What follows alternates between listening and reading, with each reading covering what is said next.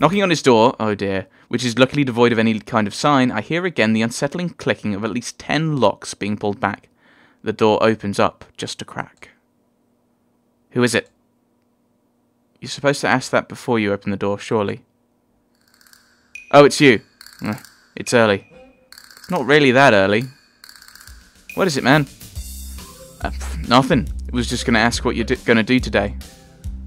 The same thing I do every day. Try to come up with a conspiracy theory revolving the feminists taking over the world. Sorry, half the school's out there already. Out where? Why? What? What? Is today special? Why are they there? Who are? I can hear them. It's loud. Don't tell me. Has the invasion begun? He suddenly looks more alarmed. What day is it, man? Yeah, I guess you can't see the big wooden booths outside and people selling stuff. What are you talking about? I have my curtains closed at all times to thwart the snipers. It's the festival. You know that, right? Oh, that's today? Oh. I can't believe I forgot. I don't have my fort finished yet. Oh, dear. This is bad. This is going to be a very bad day. It's good you told me this, man. This is going to be a bad day. Why? Oh, man. They're going to be everywhere. The people outside my window. Socializing. The nerve. Kenji rubs his temples nervously, suddenly looking very ill. It's going to be very loud. What? Yes. What? Ah! Come on. I need my brain to just not skip over words. Right. It's going to be yeah. It's going to be loud. That. Right. Just read it. It's going to be loud as hell. Damn. And I was going to go out today, but now it's ruined. Everything is ruined. This is awful. This sucks. This sucks. This really sucks, apparently. I can't go anywhere now. There's nowhere to run. Nowhere to hide. Kenji seems nervous. You could even say he's majorly freaking out. For Kenji.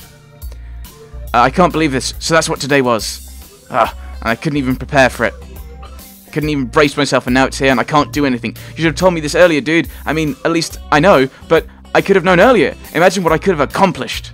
Sorry, I thought you knew you were helping prepare for it. So I guess you're not going to do anything today?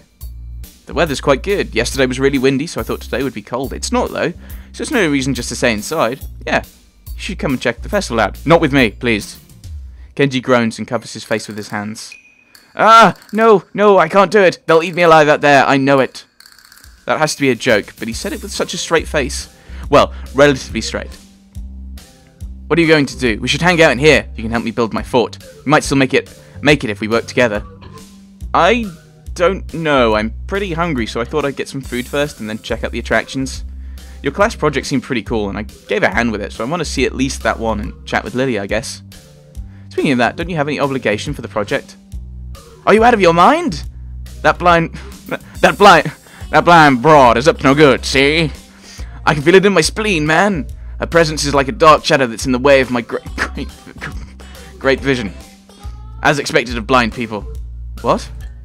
Besides, I thought you were also... He holds up his hand to interrupt me. Only legally. Metaphorically, I can see farther than any man before me has seen. I see. So, yes, legally, he's legally blind, but he can see the grand conspiracy of women trying to take over the world. Kenji looks stoically into the metaphorical distance to emphasize his statement, thrusting his chin forward to look manlier. Actually, it's just the corridor wall 2 inches away, but it's all the same. I can see the future of mankind, and it's a dark one, unless the threat of women is stifled. They're everywhere. He fingers his scarf nervously, faster and faster, like he's trying to start a fire, then slowly begins to calm down once the panic attack finishes running its course. I'm going to have to find some place to hide in, a safe haven, and then knock the lights out of myself so that I don't have to experience this horrible day. I have the perfect thing for that.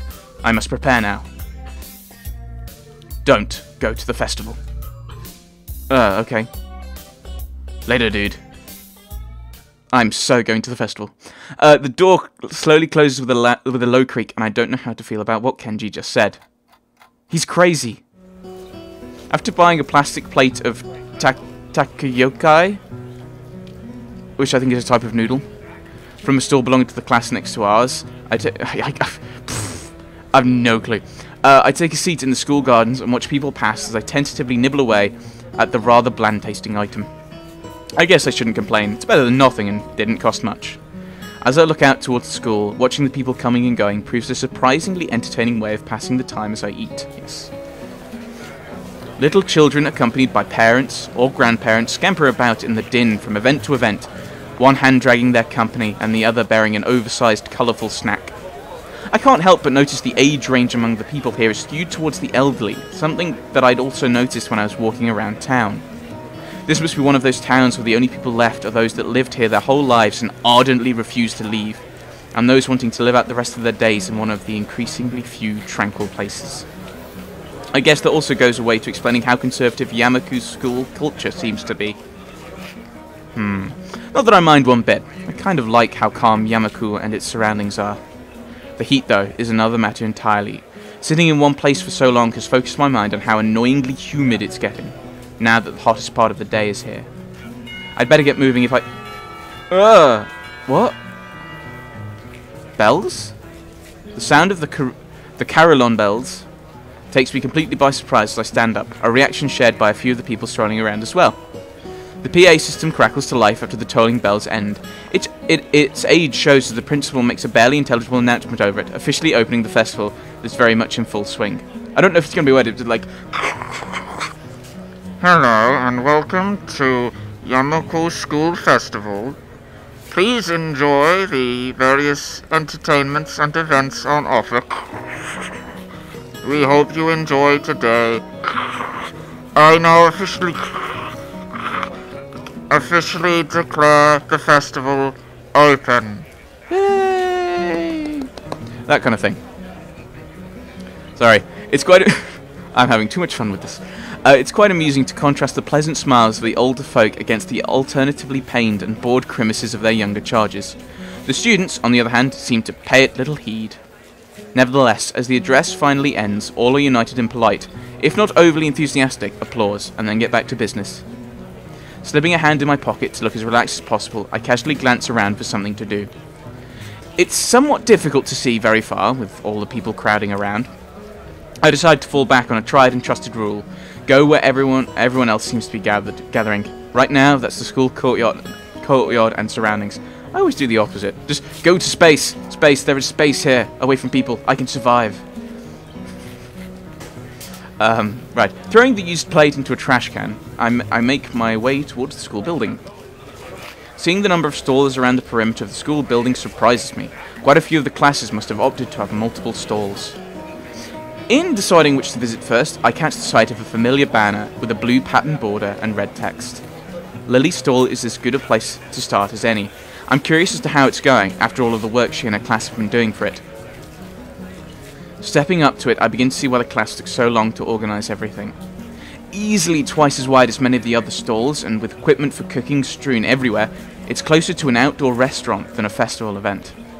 As the student in front of me takes a bowl of noodles and leave, I walk up to the counter. The girl behind it seems quite exasperated and asks me to wait a moment before she disappears underneath the counter. Seizing the moment, I take a quick glance around. Steam seems to be rising from everywhere as pots and pans simmer away. The most blind of the students are unpacking ingredients while being helped by someone who is probably the teacher of 3-2. It doesn't take long to notice Lily among them, talking with the teacher as she quickly counts the boxes and packets with her fingers. From her expression and the fact that both she and the teacher seem to be in a state of mild confusion, it appears that there's some problem in coordination. Before I can stir any longer, the girl behind the counter pops up again, only to look back and ask where the spare change box is. Lily pauses for a moment before she and the girl switch places at the counter and the teacher quickly walks off somewhere. Sorry about that, we're having a few problems. What would you like? It takes me a second to remember what I'd come for. My eyes quickly dart to the side to read the menu sitting on the counter. I guess some miso soup? Ah, is that Hisao? Yep, looks like you're pretty busy here. Her face all but confirms it as she drops her waitress facade. Somewhere along the line our order got mixed up. We're trying to fix it now, but it looks like we only have half of what we need. Wouldn't serving smaller portions cover over the problem? It seems like that's what we'll have to do, though I wish we didn't. The fact that a good half of our class is gone doesn't help either. I glance behind her to see how many people are actually operating the stall. It couldn't be over about 8. I take it that's why your teacher left? That's right. She's going to try and round up a few more of our classmates to help. Hearing the sound of footsteps behind me, I stealthily glance backward to see an elderly couple taking a place in the line.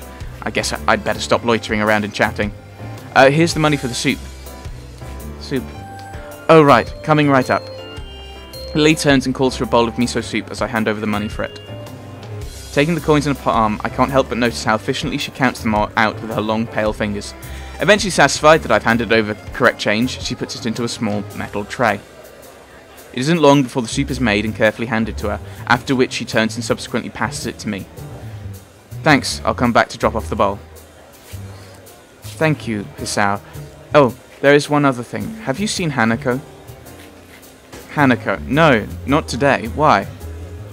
She gives a small sigh of abject disappointment. It's okay. I was just wondering what she was doing for the festival. You'll come back when you're done, then? Sure, I'll keep an eye out for Hanako, too. Thank you, Hisao. I walk off from the stall and find a seat, carefully cradling the steaming wooden bowl in both hands. Compared to the dumplings from before, this is quite nice. Oh, that's what the things were that... I can't remember what it was. It was taroyaki or something? No. I can't remember. It's gone. It's too late. A little cool compared to what it probably should be, perhaps, but the flavour is enough to cover for that reasonably well. As I drink, I can't help but feel somewhat guilty for not being as involved in the festival as others. It can't really be helped, considering I was dropped into the school only a week ago, but it still weighs on my mind. That, and the fact that a few students don't really seem to be enjoying the festival as much as the visitors. Eventually, I finish my bowl and leave it for the stall to drop it off. Considering that there seems to be no line at all, I take my time walking up. It seems the teacher's mission has paid off. There are now over a dozen students helping, and much of the unpacking has been done.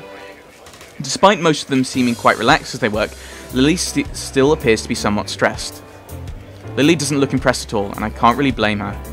On top of her issues with her stall, she still seems to be worried about Hanako. I can't really help her with the former, so I guess the only way I can help is by trying to take her mind off our shy mutual friend. Placing the bowl back on the counter, I call out to Lily. Hey Lily, don't worry about Hanako. I'll go and find her and hang out with her, okay? I can see Lily's relief plainly written across her face.